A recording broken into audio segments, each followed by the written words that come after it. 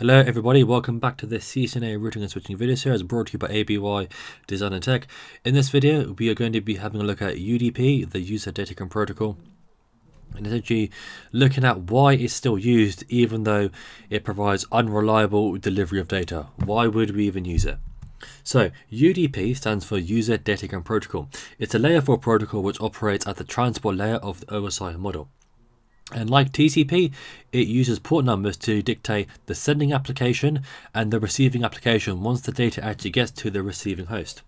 Now, it's known as a connectionless protocol. The reason being is because TCP, which stands for Transmission Control Protocol, TCP, before any data is sent between two hosts, TCP establishes a TCP connection between the sending host and the receiving host.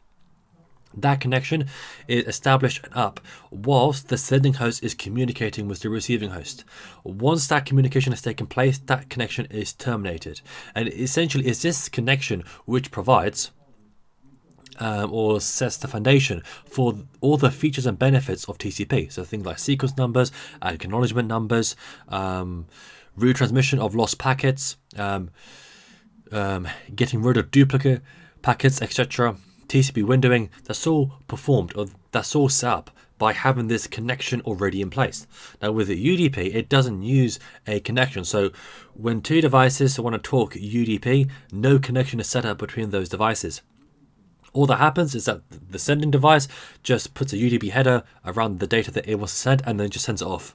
It sends it off in the direction of the receiving host. It should get there. It can't guarantee that it's going to get there. And usually UDP, because we are sending our data in an unreliable manner, either the application that is using UDP has to have some sort of risk tolerance to losing data. As example, voice and video applications. With voice and video applications, because they focus on real-time present, there is no need to retransmit a packet which dropped 10 seconds ago or 5 seconds ago. Instead, you would rather focus on the fast delivery of data, so that voice call or that video call can remain as smooth and as seamless as possible. And so the analogy that I can use when describing UDP is like looking at someone, looking in their direction, throwing a ball at them, and then just turning around and walking off. So the analogy, it basically says that when you look at someone and you just throw a ball at them, you're throwing the ball in their direction, so it should get there. However, you can't be sure it gets there because before it even reaches there, or before you've even had a acknowledgement from them that they've received the ball, you turn around and you walk off. That's kind of the way that UDP works, is that with UDP, it says the data should get there, but I can't guarantee that it is going to get there. Either the application has to have some sort of mechanism in place to check that, or the application which is using UDP has to have some sort of packet loss tolerance, where if packets are lost, it's not the end of the world. And UDP has a lot less features than TCP. And obviously the reason being is because it's just used to send data, and it's essentially what UDP actually does. It's just used to tell the receiving device to what application this data belongs to. That's pretty much all it really does.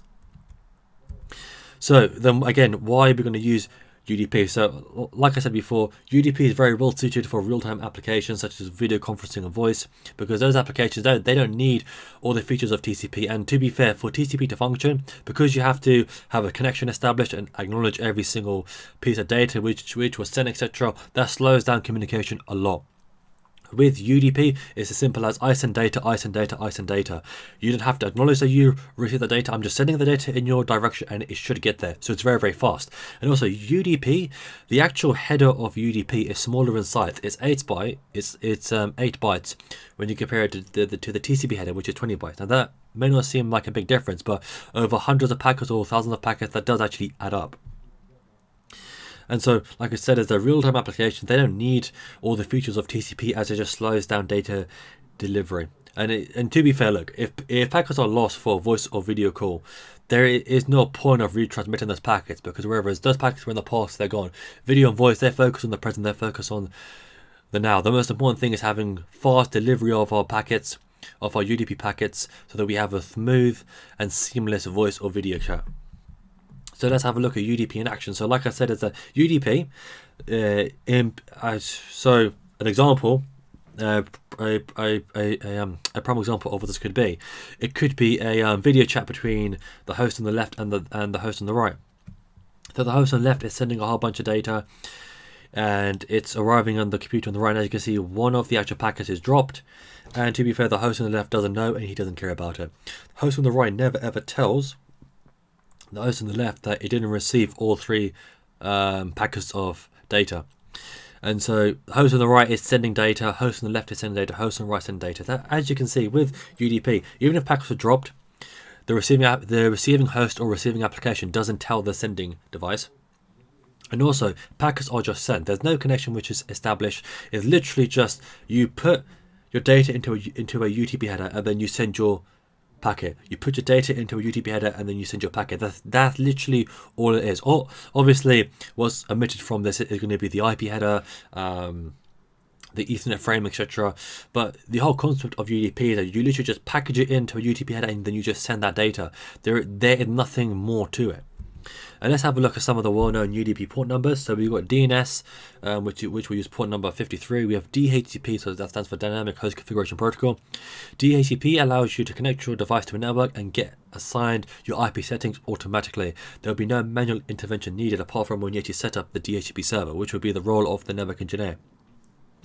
TFTP, which stands for I think it's Trivial File Transfer Protocol, something, and that we use UDP port 69. We have NTP, the Network Time Protocol. So what that does, allows your network devices to sync with some sort of time source and then receive the accurate time. And obviously, having the accurate time on your network devices is very important for things such as logs and timestamps.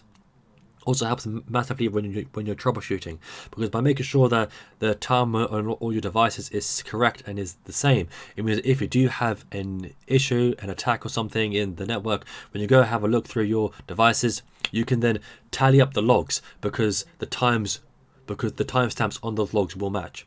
Then we also have sorry, not 161. That is supposed to say SNMP. So SNMP stands for Simple Network Management Protocol. It allows you to essentially have a server set up, and that server is going to poll your network devices to get information about those devices. So it ensures that the device is visible, etc. And it's used for management of your devices. So you could push out configuration from the SNMP server, and also it allows you to monitor your devices as well. So if a device goes down, your SNMP server will know about it, and then your SNMP server can then alert the network engineer or alert you. UDP header is only 8 bytes, so it's got a source port which identifies the sending application, a destination field, which a destination port field which is 16 bits, which identifies the receiving application. So once the data reaches the receiving device, to what application this data should be sent to. We have the length, which is the length of the UDP header plus the data.